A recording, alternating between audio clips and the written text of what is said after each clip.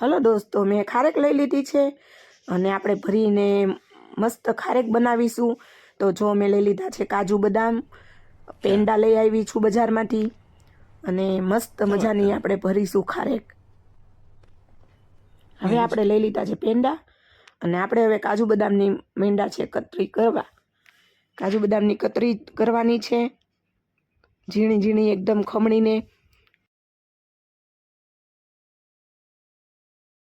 કાજુ બદામની કતરી ખમણાઈ ગઈ છે.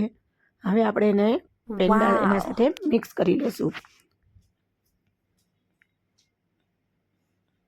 ખાવાનું તો બહુ મન થાય છે, પણ શું કરીએ, રોજું છે એટલે ખવાશે તો નહીં.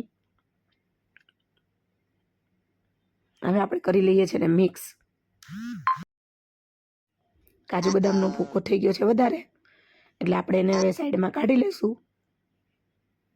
જોઈએ એટલો જ આપણે લઈએ, પછી આપણે લેશું જોશે તો પાછો.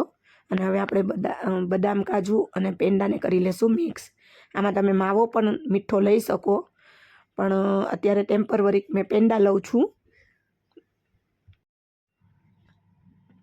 પેંડા મિક્સ કરી લીધા છે.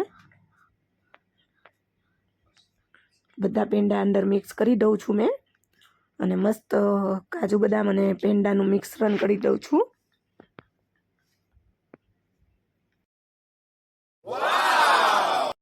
હવે આપણે કાઢી લઈશું ખારેકમાંથી ઠળિયા.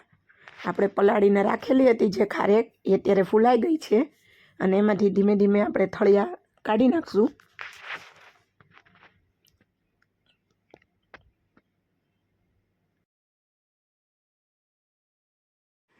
પછી તો આપણે લઈ લીધું છે થોડુંક ઘી. ખારેકમાંથી ઠળિયા નીકળી ગયા છે અને સૂકો મેવો લઈ લીધો છે પેંડા સાથે મિક્સ કરીને, અને ફોલ પેપર લઈ લીધા છે.